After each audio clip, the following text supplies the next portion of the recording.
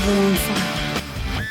ಬೆಂಗಳೂರಿನಲ್ಲಿ ರೇಣುಕಾ ಸ್ವಾಮಿ ಕೊಲೆ ಪ್ರಕರಣಕ್ಕೆ ಸಂಬಂಧಪಟ್ಟಂತೆಗೆ ಸಾಕಷ್ಟು ಡೆವಲಪ್ಮೆಂಟ್ ಆಗ್ತಾ ಇದೆ. ಈಗಾಗಲೇ ತನಿಖೆ ಕೂಡ ಚುರುಕು ಪಟ್ಕೊಂಡಿದೆ. ತನಿಖೆ ವೇಳೆ ದರ್ಶನ್ ಬಳಸ್ತಾ ಇದ್ದಂತ ಸಿಮ್ ಸೀಕ್ರೆಟ್ ರಿವೀಲ್ ಆಗಿದೆ. ಒಂದೊಂದು ದಿನ ಒಂದೊಂದು ವಿಚಾರ ಬೆಳಕಿಗೆ ಬರ್ತಾ ಇದೆ. ಬೇರೊಬ್ಬರ ಹೆಸರಿನಲ್ಲಿ ಸಿಮ್ ಬಳಸ್ತಾ ಇದ್ದಿದ್ದು ತನಿಖೆಯ ಸಂದರ್ಭದಲ್ಲಿ ಗೊತ್ತಾಗಿದೆ. ಸಿಮ್ ಖರೀದಿದಾರರಿಗೆ ನೋಟಿಸ್ ಅನ್ನು ನೀಡೋದಕ್ಕೆ ಪೊಲೀಸರು ಇದೀಗ ಮುಂದಾಗಿದ್ದಾರೆ.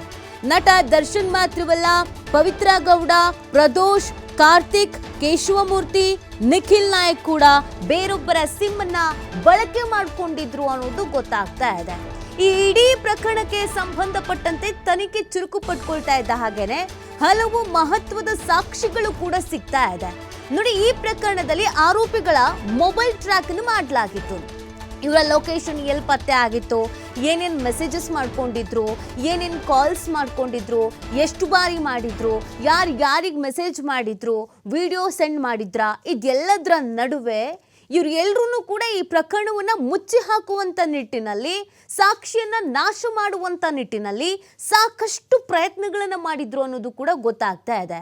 ಅದು ಎಲ್ಲಿಂದ ಅಂತಂದರೆ, ಸಿಮ್ ಕೂಡ ಬೇರೆಯವ್ರ ಹೆಸರಿನಲ್ಲಿ ಇವ್ರು ತಗೊಂಡಿದ್ರು. ಅಂದರೆ ಇವರಿಗೆ ಪಕ್ಕಾ ಪ್ಲ್ಯಾನ್ ಇತ್ತು, ರೇಣುಕಾ ಸ್ವಾಮಿನ ಏನೋ ಮಾಡಿಬಿಡ್ಬೇಕು ಅಥವಾ ಏನೋ ಮಾಡಿಬಿಡ್ತೀವಿ ಅಂತ. ಒಂದು ಸ್ವಲ್ಪವೂ ನಮ್ಮ ಹೆಸರು ಬರಬಾರ್ದು, ನಾವು ತಗ್ಲಾಕೊಳ್ಬಾರ್ದು ಅಂತ ಬೇರೆಯವರ ಹೆಸರಿನಲ್ಲಿ ಸಿಮ್ ಅನ್ನು ಖರೀದಿಸಿ ಬಳಕೆ ಮಾಡ್ಕೊಳ್ತಾ ಇದ್ರು. ಈಗ ಯಾರ್ಯಾರ ಹೆಸರಲ್ಲಿ ಸಿಮ್ ತಗೊಂಡಿದ್ರೋ ಅವ್ರುಗಳಿಗೂ ಕೂಡ ಕಂಟಕ ಎದುರಾಗತ್ತೆ. ಅವ್ರುಗಳನ್ನ ಕೂಡ ತನಿಖೆಗೆ ಒಳಪಡಿಸುವಂಥ ಸಾಧ್ಯತೆ ಇದೆ. ನೋಡಿ, ನಟ ದರ್ಶನ್ ಮಾತ್ರ ಅಲ್ಲ, ಪವಿತ್ರ ಗೌಡ, ಪ್ರದೋಷ್, ಕಾರ್ತಿಕ್, ಕೇಶವಮೂರ್ತಿ, ನಿಖಿಲ್ ನಾಯಕ್ ಇವರೆಲ್ಲರೂ ಕೂಡ ಬೇರೊಬ್ಬರ ಸಿಮ್ಮನ್ನು ಬಳಕೆ ಮಾಡ್ಕೊಂಡಿದ್ದಾರೆ. ಅಚಾನಕ್ಕಾಗಿ ಈ ಸಾವು ಏನಾದರೂ ಸಂಭವಿಸಿದ್ರೆ ಇವ್ರು ಈ ಥರದೊಂದು ಮಾಸ್ಟರ್ ಪ್ಲಾನ್ ಮಾಡ್ಕೊಳ್ತಾ ಇರಲಿಲ್ಲ. ಸಿಮ್ ಮೊದಲೇ ಬೇರೆಯವ್ರು ತಗೋಬೇಕು, ನಮ್ಮ ಹೆಸರು ಬರಬಾರ್ದು, ನಮ್ಮ ಒಂದು ಚೂರು ಈ ಪ್ರಕರಣದಲ್ಲಿ ನಮ್ಮ ಪಾತ್ರ ಇದೆ ಅನ್ನೋದು ಗೊತ್ತಾಗಬಾರ್ದು ಅಂತ ಪಕ್ಕಾ ಪ್ಲ್ಯಾನ್ ಮಾಡ್ಕೊಂಡಿದ್ದಾರೆ. ಯಾರು ಕರ್ಕೊಬರ್ಬೇಕು, ಎಲ್ಲಿಗೆ ಕರ್ಕೊಬರ್ಬೇಕು, ಹೆಂಗೆ ಕರ್ಕೊಬರ್ಬೇಕು, ಕರ್ಕೊಂಡು ಬಂದಮೇಲೆ ಏನು ಮಾಡಬೇಕು, ಅದನ್ನು ಫೋನಲ್ಲಿ ಹೆಂಗೆ ಮಾತಾಡಬೇಕು, ಫೋನಲ್ಲಿ ಮಾತಾಡೋದಿದ್ರೆ ನಾವು ತಗ್ಲಾಕೊಂಡು ಬಿಡ್ತೀವಿ, ಅದಕ್ಕೆ ನಮ್ಮ ಹೆಸರಲ್ಲಿ ಸಿಮ್ ತಗೋಬಾರ್ದು, ಬೇರೆ ಹೆಸರಲ್ಲಿ ಸಿಮ್ ತಗೋಬೇಕು, ಇದೆಲ್ಲವನ್ನು ಕೂಡ ಪ್ಲ್ಯಾನ್ ಮಾಡ್ಕೊಂಡಿದ್ದಾರೆ. ಮೊದಲ ದಿನದಿಂದಲೂ ಕೂಡ ನಾವು ಎಲ್ಲಿಯೂ ತಗ್ಲಾಕೋಬಾರ್ದು ಅಂತ ಸಾಕ್ಷಿಯನ್ನು ನಾಶ ಮಾಡ್ತಾನೇ ಬಂದಿದ್ದಾರೆ.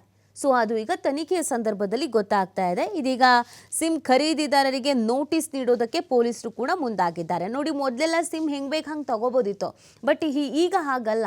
ನಾವು ID ಪ್ರೂಫನ್ನು ಕೊಡಬೇಕಾಗತ್ತೆ. ವೋಟರ್ IDನೋ ಅಥವಾ ನಮ್ಮ ಆಧಾರ್ ಕಾರ್ಡೋ, ಪ್ಯಾನ್ ಕಾರ್ಡೋ ಇದನ್ನೆಲ್ಲ ಕೊಟ್ಟು ಡಾಕ್ಯುಮೆಂಟ್ ಸಬ್ಮಿಟ್ ಮಾಡಿ ಅದಾದಮೇಲೆ ನಮಗೆ ಸಿಮ್ ಬರುತ್ತೆ. ಯಾಕಂದರೆ ಈ ಥರದ ಕ್ರಿಮಿನಲ್ ಆ್ಯಕ್ಟಿವಿಟೀಸಲ್ಲಿ, ಕ್ರಿಮಿನಲ್ ಪ್ರಕರಣಗಳಲ್ಲಿ ಯಾರ್ದೋ ಹೆಸರಿನ ಸಿಮ್ ತಗೊಂಡು ಇನ್ಯಾರೋ ಏನೋ ಮಾಡಿಬಿಟ್ಟಿರ್ತಾರೆ ಅಂತ. ಹಾಗಿದ್ರೂ ಕೂಡ ಇಲ್ಲಿ ಇದೇ ಥರ ಆಗಿದೆ.